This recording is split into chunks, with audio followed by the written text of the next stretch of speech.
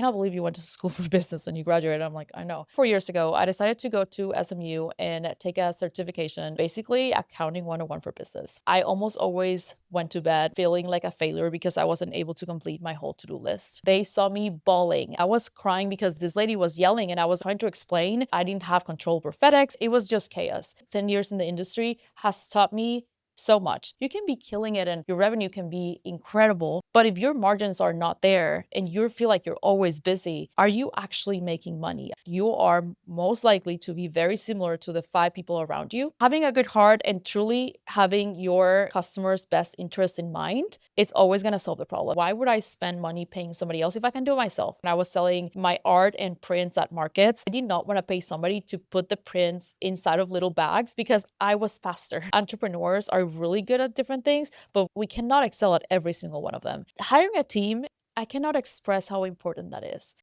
Behind every beautiful wedding is a story worth preserving. Hi, I'm your host, Andrea, founder of the nation's premier bouquet preservation studio. Through building that company, I've had a front row seat to thousands of weddings and the incredible professionals behind them. On Bridal Club, I bring you conversations with the experts shaping today's weddings. It's for couples planning their perfect day and the pros who make it happen. Welcome to the club, to Bridal Club. Welcome back to Bridal Club. I'm your host, Andrea. And if you have been listening for a while, you have seen that I'm doing some solo shows talking about business and wedding industry, and honestly, just kind of like life. One of my joys is my flower preservation business, this podcast and connecting with you guys, but also business. I thrive and love on helping others how to achieve what they want and help them skip the trial and error and help them skip the things that are not fun. 5 things I want to talk about to truly move your business. The first one I want to talk about is financial literacy. I went to school for marketing and I did not know how to read my P&L and understand it well. I think it was just a few years ago, like 6 years into my business, I was telling my husband, I just don't understand why on my balance sheet this item is there and it's not here, and my P&L, I didn't understand how some numbers were put into that category. And he's like, I cannot believe you went to school for business and you graduated. I'm like, I know. I obviously didn't love those 2 classes, but I didn't understand how much it was going to impact me in the future because I honestly didn't think that I was going to have to do this basically in my life. I did know that eventually I wanted to have a business for myself, but I never looked ahead. Therefore, I never paid attention to those classes as much as I should. 3 or 4 years ago, I decided to go to SMU and take a certification on basically accounting 101 for business, which is again embarrassing to say, but it helps so much. Do you know your numbers? If you have a business, do you understand what's happening? Do you understand your margins? You can be killing it and your revenue can be incredible, but if your margins are not there and you feel like you're always busy, are you actually making money? I would suggest that if you're not understanding, if you're not truly appreciating the numbers and knowing how to move things around, take a course. That alone was so helpful for me. And it truly changed the way I see business now. Because if I'm not here, I want my team to continue to grow the business. Or if I take a vacation, I want to be able to do that. And the only reason you can do that without fear is if you know your numbers correctly. Another big skill that I want to teach you today is communication. I have a sign that says communication is key. And the reason I have that is because of 2 reasons. Number one is my team, and number two is my clients. We feel like people may know what we're thinking or may understand without necessarily saying words. And sometimes that's just not the case. Something that I tell my team all the time is you need to communicate. I cannot help you solve a problem if you're not communicating what the problem is, right? Or I cannot just assume that somebody's understanding what I'm saying without actually having a conversation. And with clients, oh my goodness, it's so important to know how to communicate with them. Honestly, 10 years in the industry has taught me so much. When I first had an issue with a client, I cannot remember if it was FedEx, but the package got delayed.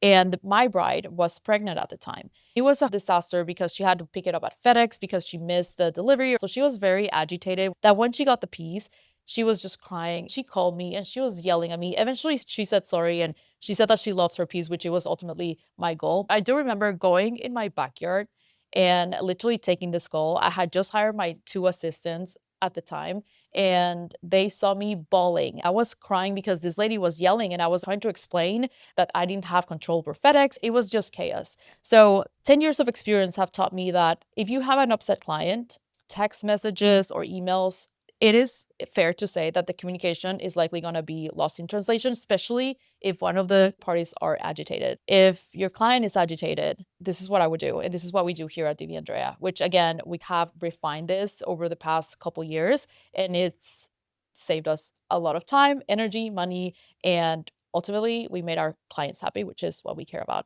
So first, if somebody's agitated, it's good to send an email with facts, right? This is what happened, and then set a time to talk to them. I cannot tell you how many times I have had people on my team that say, "Oh, I don't want to pick up the phone and call them." Like, why not? But I used to be the same way, and I know that we are so used to text messaging or DMs or emails that we don't want to pick up the phone and call. It's just so crucial to have a conversation to understand where that person is coming from. So, if you have an upset client for whatever reason, let her explain over the phone without interruptions. Let them get it out of their system because ultimately, perhaps it's just the way they felt. To have a good communication, though, I will say that you need to be upfront and anticipate needs. For instance, with us, as soon as we get a bridal bouquet, we always send photos of arrivals. Why? Because we want to make sure that the bride knows how the flowers arrived to us, whether they drop them off. Sometimes they don't remember that some flowers are softer now than they used to be when she got married, or if they are sending them from across the country, it is good to know how the flowers arrived. Another example is we have an incredible tool on our gallery, which has over thousands of prior work, and you can actually see how flowers preserve. We tell people flowers are not going to always preserve the same. Some flowers are going to be super consistent, some not as much. And it's important for our clients to know how flowers preserve and how they're going to look in their preserved piece. Is unfair to think that the flowers are going to look exactly how they did when they were fresh, because that's obviously not the case, especially as we hand paint them and and reshape them, but we try our best. However, that gallery is again anticipating the needs and being upfront of, hey, this is what you can expect. I feel like setting expectations, whether you are in the industry of flower preservation or a photographer, or honestly even in your personal life, is so important. So make sure that you are anticipating those needs, talking about expectations, so you don't have issues at the end. I will say that truthfully, we have about 2 clients every year from about 1,000 brides, 0.2%, that are unhappy. And I cannot express to you enough, picking up the phone and having a genuine intention of, hey, I do want to make you happy. How can we resolve this? Has solved the problems every single time. Having a good heart and truly having your customer's best interest in mind, it's always going to solve the problem. Knowing that there's always a solution for anything is going to save you a lot of time, a lot of money, and you're going to have happy customers. Time management is an asset and a skill that most people think they have, and a lot of us don't. I struggle with that a lot because when I was a solopreneur, I just wanted to do all the things. And I just believe that I could put so much in one day. And I almost always went to bed feeling like a failure because I wasn't able to complete my whole to-do list. So, time management, it just comes with experience. Sometimes you have to try to see what works and what not. But something that helps me a lot is to have a list every single night after I leave my studio. Is I put a list of the things that I need to complete the next day. I cannot go home if I don't complete those things. Everything else that I get to complete that is not highlighted, it's a plus. But every single night I do that and I actually cross it off my list. It's so important because sometimes you're just working and responding to emails and not necessarily prioritizing, that the day goes by and you truly feel like a failure. Another thing is when it comes to time management, blocking times for specific activities, not only meetings with others, but blocking times on your calendar to do specific roles or projects is so crucial. And I want you to start doing that. I literally do that even in the morning when it comes to my meditation, my exercise, my sauna. I have to block those times because I want to be present in what I'm doing. Truly being present on one activity without distractions, without your phone, without an email going off. It's so important. Another thing that I want you to think about is that you have to delegate. And when you are a business owner, sometimes we think that doing something yourself will save you money because you don't want to pay somebody else to do it. But what I've learned, and on my personal life too, is that if I'm able to bring X amount of dollars per day, then I can actually afford somebody to do my laundry, to clean my house, to do my grocery shopping, and to actually cook for us. The reason why I decided to do that, first of all, I grew up in Mexico and it is so normal in Mexico to have somebody that does that for you. In the United States, not so much. And honestly, it's a lot more expensive. I literally had to put a spreadsheet together to see, okay, this is the amount of time that I would spend doing that myself. Like all of those things that I just mentioned. It's like 6 hours, right? If not more. If I can bring more money on those 6 hours that I would pay somebody else, then I must do the thing that is going to bring more money and pay someone else to do it. Simple math. If you are as obsessed as I am with my business, I wake up and go to bed thinking about my business and how I can push the boundaries and do more. That's just who I am. Every decision that I make has to do with how I'm going to be able to push my business forward every single day. And if you are like me, even if you're not and you still have a business, it's so important to know where you're going to put your time. Every decision that I make, seeing someone, friends, family members, it has to revolve around what works the best for me. I am not a person that I would just go to dinner with friends unless we're talking about business, because to me, I can do something that is more productive.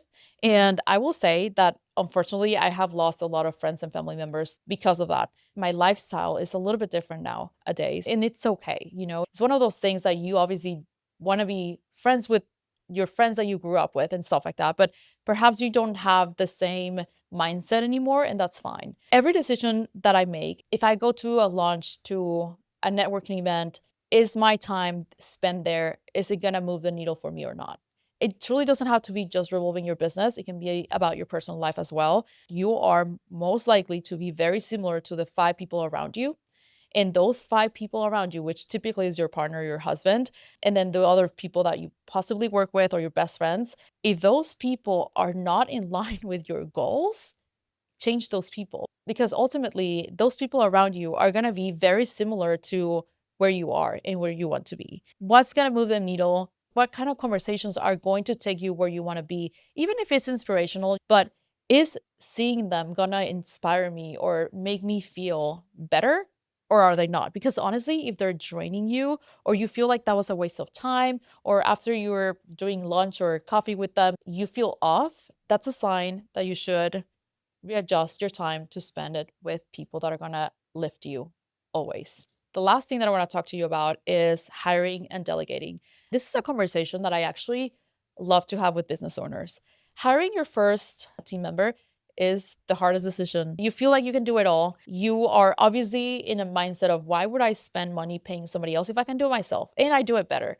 It was so bad for me that I remember when I was selling my art and prints at markets, that I did not want to pay somebody to put the prints inside of little bags because I was faster. And my husband was the one who pushed me. So as soon as I delegated that task, it was still helping me focus on something else. Hiring a team, I cannot express how important that is. Ultimately, if you're building a brand or a company, you want your time off. Having a studio, y'all, if I'm sick or one of my team members is sick, our clients will never know. They shouldn't know. Things are going to continue to progress, whether somebody's missing or not, or whether there's like a winter storm or not, because there's going to be people here in the office actually moving the needle. When you are a solopreneur and you have absolutely no one, if you're sick or if you're overwhelmed, things are going to get delayed. And then you're going to have people that are mad at you, and then you're going to be like super anxious. And then you also have to do your accounting and things that are not necessarily very good at. And so again, hiring is such a positive thing. You can literally just pay somebody 4 hours per week if you want to. Just try that. Try that and find who can help you do the things that you're not the best at. How can you be humble enough to say that we're not the best at everything? I mean, we have our skill set, and typically entrepreneurs are really good at different things, but we cannot excel at every single one of them. Understanding that and hiring people based on your skill set, what you are missing, is truly the way to go. I said this before in another episode, but I'm not the best at customer service. I often want to give things away. I often want to do discounts just because I get excited about a piece. And I have somebody who is actually so passionate. Like, you're looking at her and she's like smiling when she's talking on the phone, and she's talking on the phone all the time. That is the person that you want to hire, right? And so again, start thinking about, put a spreadsheet together, put a list together of the things that you're really good at, so you can keep the things that you love, because ultimately you're in this business because you love that and that was your craft. And then put a list together of the things that you're not so great at and hire based on that, and delegate. Delegate as much as possible so you can buy your time back. And I guarantee you, your business is going to grow and you're going to be happier. I hope to see you next time.